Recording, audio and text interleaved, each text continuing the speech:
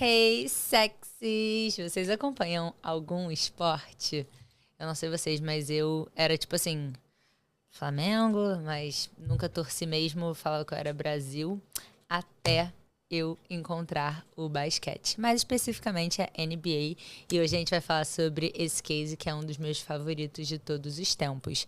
Meu irmão, há, sei lá, 1 bilhão de anos, acompanha a NBA, sempre foi meio nerd, assim, gostava de assistir as entrevistas e os comentários e o algoritmo dele do Instagram e do TikTok eram em relação a basquete, então ele consumia muita informação e acompanhava muito a liga. E aí, um dia eu sentei do lado dele, há uns 3 anos atrás, assim, pra ver um jogo com ele. E eu fiquei de cara como era, tipo, cores, atrações, público, plateia, telão, celebridade, courtside. E parecia que eu tava vendo um show, assim. Era muito diferente de todos os outros esportes que eu já vi, mas você ficava muito entretido ao longo de todo o jogo. Não tinha um momento que não era sobre entretenimento. E eu acho que NBA, assim, culturalmente, se você nunca viu um jogo, com certeza você já escutou falar o nome de um jogador, tipo LeBron e Michael Jordan e Steph Curry.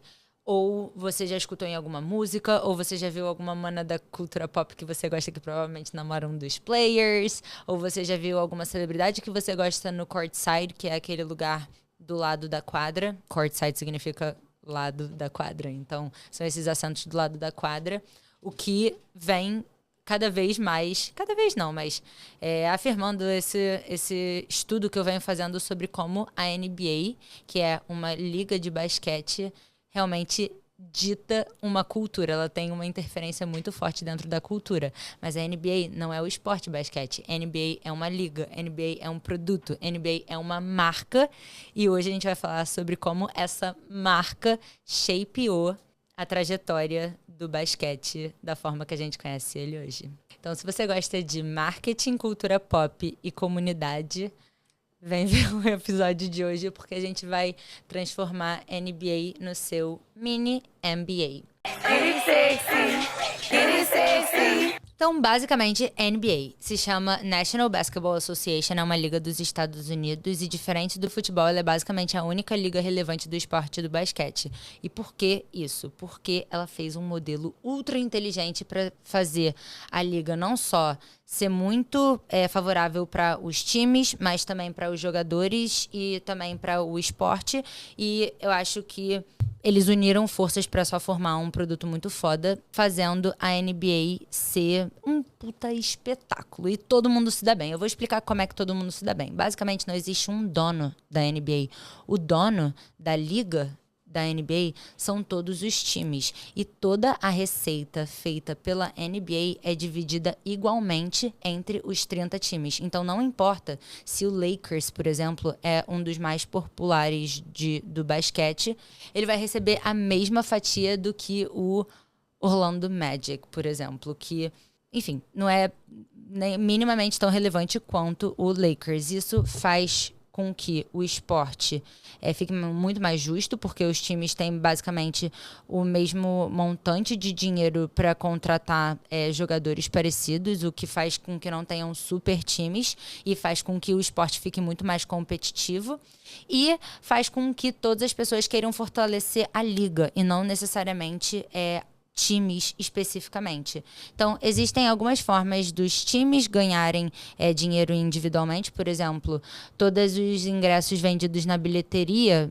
quando tem um jogo em Los Angeles e está jogando Lakers e Celtics, por exemplo, que é um time de Boston, o dinheiro da bilheteria daquele evento, fisicamente, é todo do Lakers. Mas o jogo é transmitido na TV. E aí, esse jogo que é transmitido na TV é um dinheiro, quem ganha é a NBA. E aí isso é repartido entre todos os times. Então, você, como Celtics, não vai ficar puto de ir lá no Lakers jogar porque só o Lakers está ganhando dinheiro. Porque, na real, todo mundo está ganhando dinheiro pela NBA, pelas emissoras de TV. Então, eles conseguem fazer com que fique justo também, tipo, times mais populares ganharem patrocínios de arenas mais altos. Então, obviamente, o patrocínio da arena do Lakers provavelmente é muito maior do que a arena de Minnesota. Eu nem sei se isso é de fato uma verdade, mas eu imagino que vai muita mais gente para Los Angeles ver jogos de basquete do que ir para Minnesota, mas enfim, eles criam esse sistema onde você consegue manter uma liga muito justa e todos os times muito felizes de estarem participando e todos os jogadores felizes de estarem participando de qualquer um dos times, mas também você faz times serem instigados a serem mais populares, porque aí individualmente ele também ganha em alguns lugares, tipo bilheteria de ingresso, patrocínios locais, vendas de produtos próprios, enfim. Basicamente, a NBA fez ser uma liga muito justa e que os times sempre estejam fortalecendo a liga. E a gente vai voltar nesse ponto lá no final. Mas antes disso, eu queria entrar no ponto que é como que a NBA transformou o basquete nisso, ou como que a NBA fez o basquete ser um esporte tão sexy, tão cool, tão mencionado dentro da música, que cria tantas gírias, que interfere tanto na cultura, que tantas celebridades querem estar presentes e participar desse universo. Let's talk about it. Tudo começou nos anos 80, sim. Nessa época, o Lakers tinha um presidente chamado Jerry Buss e vocês podem estar se perguntando, nossa, como é que você sabe tudo isso? Metade, meu irmão, porque ele me fala muito a partir do momento que eu passei a me interessar pela NBA. A gente acompanha todos os jogos e eu sempre pergunto muita coisa pra ele e ele é literalmente uma enciclopédia humana da NBA. Mas também tem essa série na HBO chamada Showtime, que ela fala como que o Lakers foi um dos pioneiros a realmente transformar a NBA em um grande espetáculo.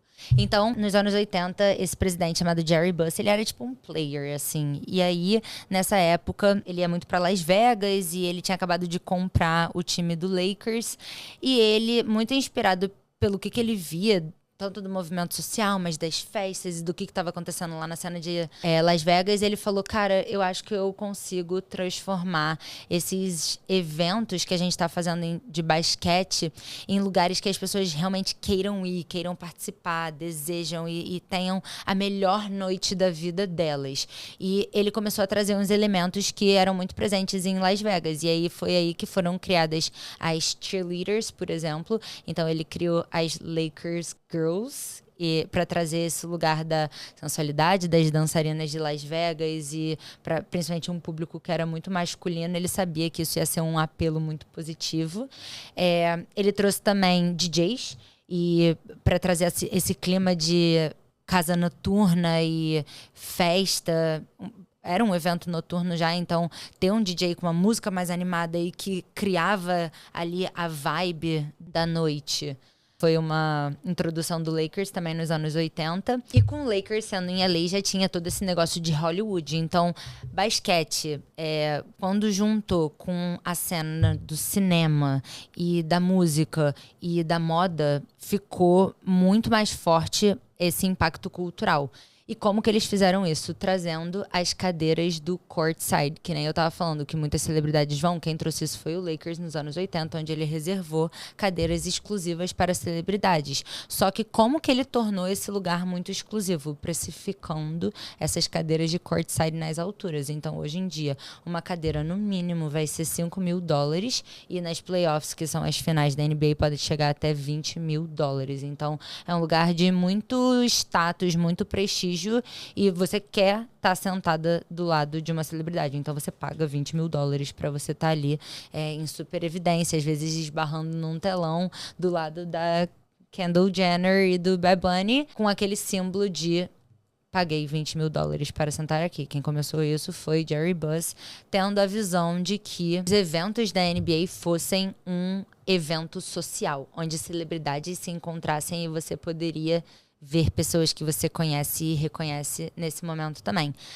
Mas além disso, uma coisa muito importante que ele fez e que a gente já comentou em outros episódios foi ele transformou os jogadores, além de jogadores e atletas profissionais, em personagens. Ele deu narrativa, ele deu história, ele deu emoção, e ele fez isso fazendo com que, os personagens passassem a se brand através de roupa, através de um corte de cabelo, através de destacar os pontos de personalidade deles, fazendo eles serem carismáticos e fazerem o público gostarem deles e eles interagirem com o público e sorrirem, eles darem mais entrevistas para dar a oportunidade do público conhecer eles de uma forma mais profunda. Isso começou muito nessa época com o Magic Johnson. Ele foi um dos grandes estrelas assim, do Lakers nessa época, muito incentivado pelo Jerry Buss. E aí o que isso acabou fazendo com a NBA e consequente com o esporte do basquete? Primeiro, eles se posicionaram como um evento cultural. O que o Lakers começou lá em Los Angeles se proliferou para a cultura da ida a um jogo de basquete da NBA. Você hoje não vai para ver um jogo, você vai para interagir com o telão, você vai para ir para um evento social, ver pessoas da mesma comunidade que você, vestida com os mesmos símbolos que você, ver aqueles personagens que você acompanha nas mídias sociais, você acompanha nas notícias, você acompanha no paparazzi, você acompanha nas fofocas, você acompanha nas redes. E hoje, porque ficou um ponto tão forte dentro da cultura, você passa a englobar o esporte com moda, com música, com cinema, e criando cada vez mais essa interseção cultural de NBA e basquete com todos esses outros canais culturais que a gente consome aí.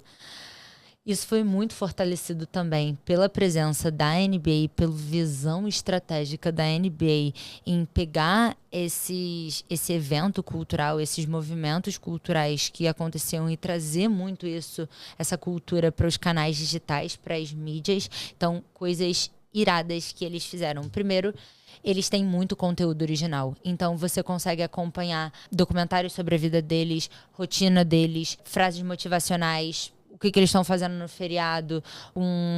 Tem um negócio que eu amo, que eles mic os jogadores e você consegue ouvir um jogo inteiro, ou pelo menos highlights, de os comentários que um jogador faz ao longo do jogo de basquete. Porque quando você tá vendo na TV, ou se você não tá no courtside, você nunca vai saber o que o jogador tá pensando, ou como que ele tá se comunicando com os amiguinhos dele. Você também nunca vai saber isso no futebol. Mas no basquete, eles botam um microfone nos jogadores para você ter acesso a esse conteúdo. Então, eles são muito bons de conteúdo. Eles são muito bons em fazer você consumir o estilo de vida deles, a forma que eles pensam, a forma que eles comunicam uns com os outros, a forma que eles formam um time, a conexão deles com o time que eles participam. Então, eles têm muitos conteúdos originais que realmente reforçam muito a cultura da NBA. Mas, além disso, eles criam, coisas que passam até do esporte. Por exemplo, existe esse termo chamado Fashion Tunnel, que eu não sei se foi a NBA que criou, mas a NBA criou o selo de autentificação de moda e esporte. Então, o que aconteceu nesse túnel? Com os jogadores tendo diversos interesses, os jogadores que se interessam por moda, além dos salários altíssimos que eles têm uma relevância muito grande cultural. Então, criou essa oportunidade, que é a saída deles do ônibus dos times, a andada deles no túnel até eles chegarem no locker room, que é o lugar que eles se arrumam para o jogo, virou o Fashion Tunnel. E esse Fashion Tunnel são 30 segundos de andadas dos jogadores de basquete, mas que normalmente eles são assinados por estilistas, assinados por designers, ou simplesmente eles mostrando o estilo pessoal deles, e virou um momento nas mídias sociais onde eles conseguem se expressar dentro de uma vertente fashion super interessante. E, obviamente, não são todos os jogadores de basquete que têm essa expressão fashion, mas os que têm conexão diferente com o público da moda, tem um novo espaço ali para estar criando patrocínios e relacionamentos com designers e uma nova forma de se expressar e se conectar com o seu público e com o seu time. Então, tem o Kuzman, que ele é muito forte, tipo, ele é um fashion icon. O LeBron também sempre manda uns looks muito, muito stylish. Depois deem uma olhada. Fashion Tunnel. E vocês vão ver vários looks stylish dos caras. Além disso, eles também trouxeram muito forte os streamers, tipo o Cazé TV. Essa cultura nos Estados Unidos de stream e comentar em cima de jogos já é muito forte. Comentar em cima de gaming, comentar em cima de várias coisas. Os youtubers vêm fazendo isso há muitos anos e a NBA estreitou muito esse relacionamento com streamers também para fortalecer a presença dele dentro de canais digitais. Enfim. Os caras, eles realmente sabem jogar o jogo dos canais e de como proliferar a palavra da NBA e fortalecer a cultura e a presença deles no digital. Mas além disso, o que os caras realmente são? São bons storytellers, porque eles já entenderam que a forma deles conseguirem fazer o legado deles perdurar é com que eles contem histórias fortes o suficiente que permaneçam na memória afetiva das pessoas. Então, como que eles fazem isso? A maioria dos documentários, por exemplo, o Showtime, que a gente vê é produzido pela NBA ou tem um investimento da NBA. Eles investem muito em formas de contar histórias através de conteúdos, através do mural. Teve um jogador chamado Kobe Bryant que ele faleceu alguns anos atrás e ele e a filhinha dele num acidente de helicóptero e ele era do Lakers nessa época e o Lakers fez tipo, um mural gigantesco com o rosto do Kobe, tem documentário do Kobe, e enfim, eles são muito bons em conseguir encapsular histórias e transformar isso em memórias afetivas que vai fazer você se conectar a longo prazo com aquele time, com aquele legado e fortalecer aquela emoção que o time provoca dentro de vários pontos diferentes. Outra coisa que eles são muito bons, como a gente estava falando sobre fashion, é essa parte de produtos e as coisas que eles criam. Eu sempre fico pensando que, como todos os jogadores usam uniformes, tem muitas poucas formas que você consegue se expressar. Uma é o seu cabelo, então você vê, tipo assim, os penteados mais lindos, mas também uns outros caras que não estão muito aí para isso.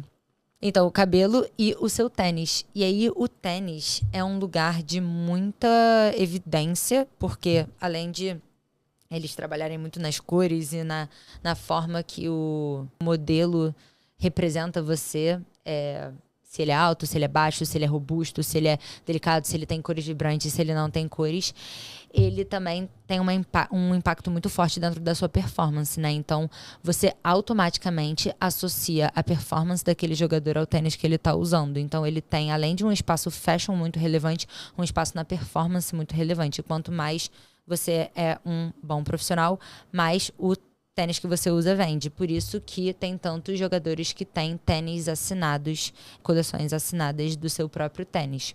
Porque é um produto que saiu muito do basquete para o estilo de vida. E além desse lugar da performance, as pessoas usam muito isso como um ícone fashion mesmo, um ícone colecionável. Existe toda essa cultura, além da cultura do basquete, é a cultura dos sneakers. E aí é um outro universo muito extensivo, mas que isso veio muito, muito, muito, muito, muito, muito forte através do basquete. Esse é o quão forte o basquete é como esporte dentro da cultura. Então, além dos tênis assinados, a NBA explora desde Fashion Tunnel até as collabs que eles fazem com diversas marcas de moda e tanto os times quanto a Liga NBA, eles têm muitos merches, então faz parte da cultura, da experiência de você ir a um jogo de basquete, você passar na lojinha e comprar alguma coisa que represente que você pertence àquela comunidade. Você quer estar num jogo e tá com um símbolo de que você faz parte daquela comunidade, celebrando a emoção e a vitória e aquela experiência. Então, os produtos, eles não servem só como um lugar de estilo, mas também como um lugar de pertencimento dentro da experiência da NBA. E o que é muito irado é que é isso, você não é tipo Flamengo, Fluminense, Vasco, que você é o time que você é do dia que você nasce até o dia que você morre. Talvez se você é daquela cidade, você pode ser tipo Boston desde criancinha e Boston até morrer.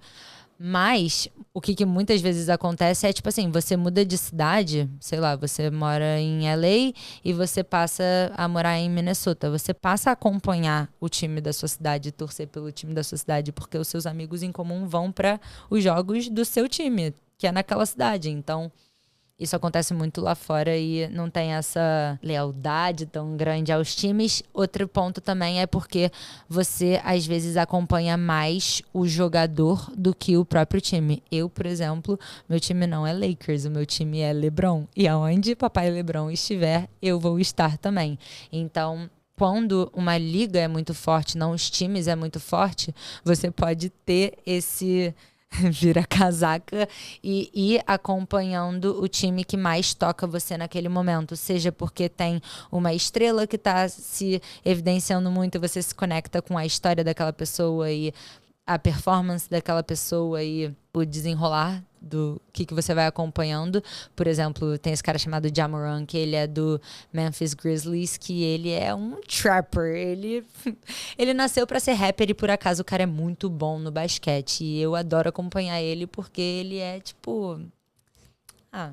ele é cute as fuck e muito estiloso e tipo todo...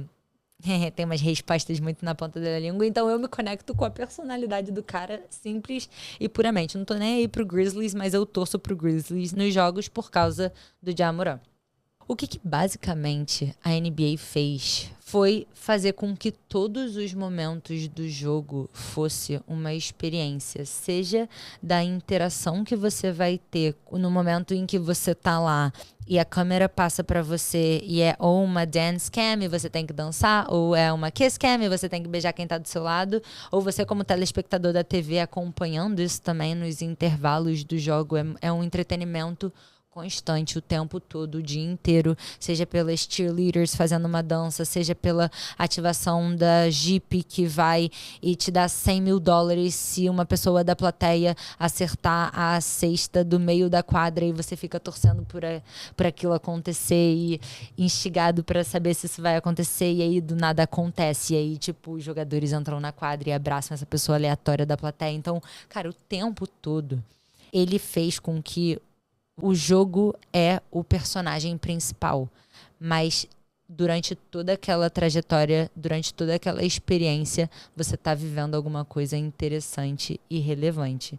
E ela faz isso ser uma coisa muito construída com a comunidade, muito interativa com a comunidade. É como se fosse os jogadores são os personagens principais, mas você está construindo toda aquela narrativa, participando de toda aquela história ali junto dos jogadores. Ela entendeu que ela precisa de todo mundo para fazer isso. A NBA, ela não vende uma competição, ela vende uma competição. É tipo uma cooperação. É uma competição cooperativa, porque ela entendeu que ela não pode vender os times, ela tem que vender a liga. É isso que torna o basquete interessante. É isso que torna a NBA interessante. É a experiência NBA. E não você ir num jogo do Lakers.